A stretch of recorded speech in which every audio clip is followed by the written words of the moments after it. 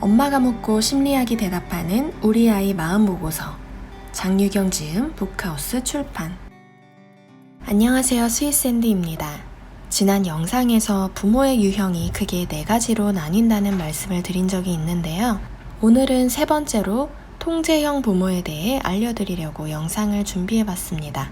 우선 통제형 부모에 대한 설명에 앞서서 나도 통제형 부모에 해당되는지 궁금하시다면 다음 문항을 들어보고 판단하시면서 영상을 들으시면 더욱더 도움이 되실 것 같습니다. 아이를 키울 때 맏아들과 맏딸의 역할과 중요성을 강조한다. 가정의 질서를 위해서는 다양한 종류의 규칙과 규율이 꼭 필요하다. 평소 아이가 마음대로 하게 놔두기보다는 엄격하게 제한하는 편이다. 아이가 나쁜 행동이나 습관에 빠지지 않도록 적극적으로 도와준다. 아이가 버릇없이 굴면 벌을 주겠다고 엄포를 놓는 편이다. 아이가 바르게 자라기 위해서는 부모를 어려워할 줄도 알아야 한다. 아이의 생각이나 말하고자 하는 것은 무엇이든 알고 있어야 한다. 통제형 부모는 아이를 엄하게 대하고 아이에게 지시를 하거나 요구를 하는 경우가 많다고 합니다. 이런 통제형 부모는 특히 남에게 피해를 주는 행동을 절대 해서는 안 된다고 생각하고 그렇게 교육을 시킵니다. 그래서 아이에게 분명한 규칙과 질서를 가르쳐 주는 게 부모의 최우선적인 역할이라는 생각을 가지고 있습니다. 아이에게 협조를 구하거나 아이와 협상을 하는 것은 중요하게 여기지 않고요. 우리나라에서 교육을 받은 대부분의 부모들은 학교에서 통제형 교육을 받았기 때문에 이런 특징을 보이는 경우가 많은데요. 이런 부모 밑에서 자란 아이들은 어릴 때부터 규칙과 질서를 잘 지키기 때문에 주위 사람들로부터 착한 아이라는 칭찬을 듣고 자랍니다. 학교에서도 공부 잘하고 선생님 말씀도 잘 듣는 모범생으로 자라게 되죠. 하지만 이런 방법은 효과적이지는 않다고 합니다. 어른이 시키는 대로만 움직이게 되면 자율성이 떨어지고 자신감을 잃기 쉽습니다. 상대가 나와 의견이 다를 때 타협하는 능력도 떨어집니다. 하지만 오늘날의 사회는 규칙과 절제도 필요하지만 자신감과 팀워크 능력이 상당히 중요해졌습니다. 그래서 아이들에게 규칙을 가르치는 것도 물론 중요하지만 상황에 따라 규칙이 바뀔 수도 있고 아이의 생각을 들어본 후에 규칙을 같이 만들어 나가는 과정도 필요하다고 합니다. 잘 사는 집 아이가 공부도 더 잘하는 이유. 예전에는 집안 형편에 상관없이 명문대에 수석 합격한 학생들의 이야기가 많이 들렸는데요. 요즘은 부모의 경제력이 아이의 대학을 결정한다는 말이 있을 정도로 집안의 경제력이 아이의 학업 성취도에 큰 영향을 끼치고 있습니다. 이렇게 잘 사는 집안의 아이들이 공부를 더 잘하는 현상은 한국에만 국한된 이야기는 아닙니다. 미국에서도 부유한 지역이 곧 좋은 학군이라고 하는데요.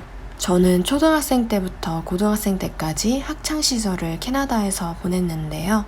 캐나다에서도 마찬가지로 부유한 지역에서 훨씬 좋은 대학교를 많이 가고요. 학교 분위기도 확실히 다릅니다. 저도 처음에 캐나다 이민 가자마자는 조금 덜 부유한 동네에서 지내다가 나중에는 학군도 높고 부유한 동네로 이사를 갔는데 그 차이가 확실히 보이더라고요. 미국에서 가계 소득과 자녀의 학업 능력이 어떤 상관관계가 있는지 연구조사를 실시했는데요. 경제적으로 부유한 부모들은 자녀들에게 더 풍요로운 교육 환경을 제공해 주기 때문에 아무래도 교구나 교재를 더 많이 제공해 줄 수 있고 박물관, 전시회, 음악회 이런 교육적인 활동도 더 많이 할 수 있고 학업 성적도 함께 올라갔습니다. 그러면 반대로 경제적으로 어려움을 느낀 가정은 그런 교육 환경을 제공해 주지 못해서 학업 성적이 떨어졌을까요? 그건 아닙니다. 문제는 가정의 불안한 분위기였습니다. 아이들은 부모가 느끼는 경제적인 압박감으로 인해 학업에 부정적인 영향을 미친 거였습니다. 소득이 낮은 가정의 엄마들은 경제적인 불안감이 늘 있다 보니까 마음이 항상 불안정하고 다른 집 아이들의 풍요로운 사교육 환경을 볼 때마다 상대적 박탈감을 느끼게 되면서 아이의 교육 문제와 돈 문제로 부부싸움을 많이 하게 됩니다. 그런 모습을 지켜보는 아이들은 마음 놓고 공부를 할 수가 없습니다. 그리고 혹시 내가 뭘 잘못했나? 나 때문에 엄마 아빠가 저렇게 맨날 싸우나? 이런 생각을 하게 되면서 점점 기가 죽게 되고 자신감도 사라지면서 뭔가 알 수 없는 죄책감에 빠져들 수가 있습니다. 그리고 이런 부모는 아이들을 더욱 통제하려고 하고 체벌의 빈도도 높았습니다. 그리고 소득이 낮은 가정일수록 부모가 아이와 자주 대화도 나누지 않는 경향을 보였는데요. 대화를 나눈다고 해도 칭찬해주는 말보다는 주로 지시를 하거나 야단치거나 이거 하지마, 그거 하지마 이렇게 뭔가 강압적인 말을 더 많이 했다고 합니다. 이런 환경과 분위기로 인해 아이의 학업 성취도가 떨어지게 되는 겁니다. 우리 아이들에게 진짜 필요한 것은 부모의 경제력이 아니라 마음 편안하게 클 수 있는 화목한 가정이라는 점을 꼭 기억하시면 좋을 것 같습니다. 제가 이 책을 읽고 이렇게 리뷰를 남기면서 계속 제 삶을 돌아봤을 때 저는 아이한테 조금 통제형 부모였던 것 같습니다. 아이의 말을 들어주기보다는 조금 더 지시하는 편이었고 약간 강압적으로 말을 하는 편이었는데요. 이제부터는 조금 아이의 의견에 더 귀를 기울이고 저도 통제적으로 말하는 걸 조금 고쳐야 될 것 같다는 생각이 듭니다.